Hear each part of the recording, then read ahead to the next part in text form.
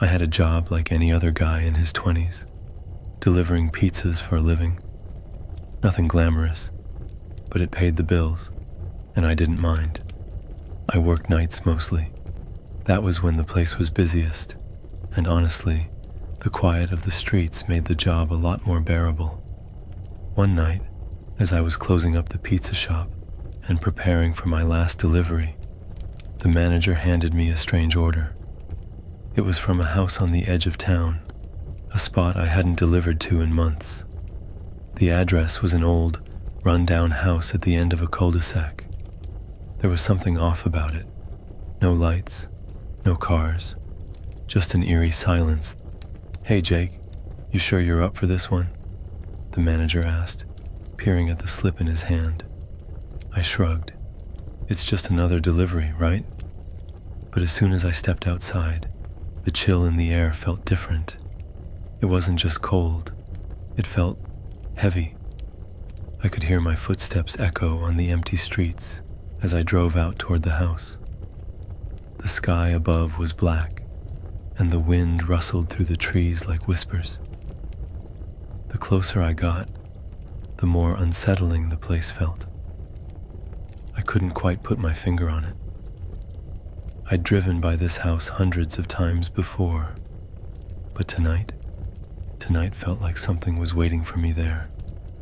When I pulled up to the house, I felt an odd tightness in my chest. The house was silent, too silent. The windows were all dark, but I could see the flicker of a light through the blinds in the front room. I walked up to the door and rang the bell. A moment passed, then the door creaked open, revealing a man, probably in his late 40s. His face was pale, and his eyes didn't look right. They were wide, almost too wide, like he hadn't blinked in days. "You Jake?" he asked, his voice trembling, but he didn't sound scared, more like he was trying not to be scared. "Yeah, I've got your pizza." I handed him the box, still unsure of what to make of this situation. He didn't take the pizza right away. Instead, he stared at it for a second, then looked at me. "You might want to check the mirror in the living room," he muttered, his voice barely above a whisper. I laughed nervously. Okay. Right." I started to turn away, but he stepped back inside the door, blocking me. "No, seriously, just go look. The reflection, it's in there." The hair on my neck stood up. What the hell was this guy talking about? Before I could respond, he quickly snatched the pizza from my hands and slammed the door shut. Something about the whole exchange was unnerving, but I didn't want to make a scene. I got back into my car, the engine coughing to life as I sped away from the house. The image of his strange, wide eyes still fresh in my mind. That night, I couldn't shake the feeling that something had been wrong with that house, or maybe something was wrong with me. My mind wouldn't stop racing, replaying the guy's words. Check the mirror. I told myself I was just tired, imagining things, but the urge to know more gnawed at me. The next day, I took the same route home, my curiosity driving me. I hadn't planned to go back, but there I was, back at that same house. The windows were shut tight. The place seemed even more desolate than the night before, but this time, there was no pizza delivery to hide behind. I walked up to the door, and my heart was pounding as I knocked. No answer. I almost turned around to leave when I heard something, a muffled sound from inside, like the shuffle of feet. My hand hovered over the doorbell, but I was hesitant to ring it. Something wasn't right, but before I could act, the door creaked open again, just like last night. The man was standing there. He looked different this time. His eyes were bloodshot, like he hadn't slept in days. His lips were trembling. "You came back," he said, barely able to speak.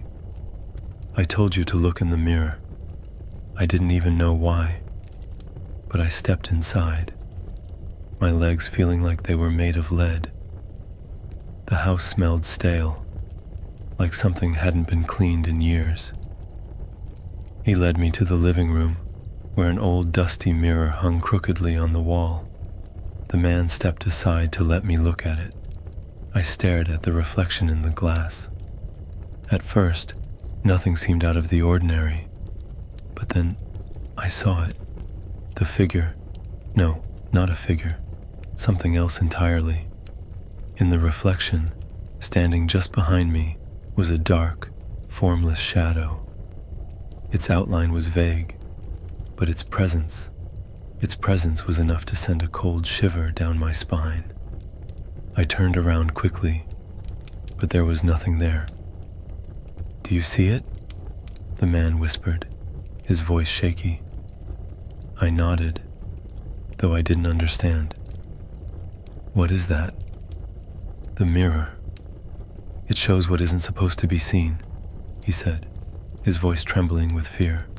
"And once you see it, it's already too late." Before I could react, I felt something cold touch my shoulder, a sensation that wasn't just physical. It was as if it were crawling under my skin, like ice inside my veins. My vision blurred, and I stumbled back. The man began to laugh, a low, crazed sound that sent a wave of dread over me. "Now, it's your turn." I didn't know what he meant, but in that moment, everything seemed to close in on me. The darkness, the cold, the mirror. The shadow in it began to grow, stretching out toward me as if it was coming alive.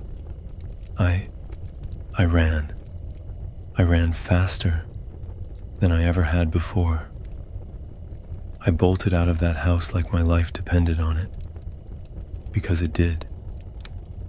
But when I looked back, I saw it. In the reflection of the window, behind me it was there. Following me, the shadow had moved from the mirror to the real world, and it was coming after me. I got in my car, slamming the door shut with such force I thought the window would crack. My hands shook as I fumbled for the keys.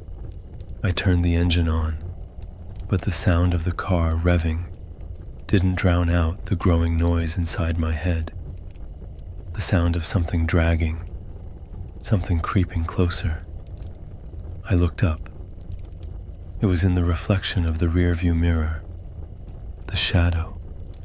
It was there, darker than the night, a mass of twisted shapes that swirled and expanded, like it was feeding off my fear. I slammed my foot on the gas, the tires screeching as I tore down the road. But the shadow followed, stretching across the back seat, the mirror warping, as if it were growing, inching its way into the real world. I couldn't breathe. My pulse hammered in my ears. The reflection. It wasn't just behind me. It was in the car now. I turned around, my heart in my throat. There was nothing there, but the shadow was still in the mirror, creeping along the edges of my vision, blotting out everything else. I couldn't see the road. The world around me was turning black, like the shadow was consuming it all, devouring everything in its path.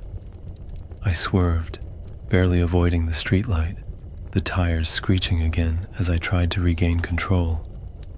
But the shadow, it wasn't just in the mirror anymore. It was in the car, behind me, in the seat beside me. I felt a cold hand wrap around my wrist. I couldn't scream. My throat was locked tight, my breath coming in shallow gasps as the shadow pressed in closer, suffocating me. I slammed on the brakes, the car jolting to a stop. My eyes were wide, darting around the car. Where was it? Where was it now? I had to get out. I had to run, but the door wouldn't open. I pulled at the handle, my fingers numb with terror, but it wouldn't budge. It was locked. I was trapped. The shadow grew larger, its form filling the entire back seat. I couldn't look away. It was as if it was swallowing the light, dragging me into a void. I looked into the rearview mirror again. My face was there, pale, wide-eyed, full of fear. But beside me, in the reflection, it was there too. The shadow, the darkness. It was no longer just following me. It was taking my place. It was me now. I felt the cold breath of the thing beside me, its fingers tightening around my throat, squeezing the life out of me. My vision blurred, the darkness closing in.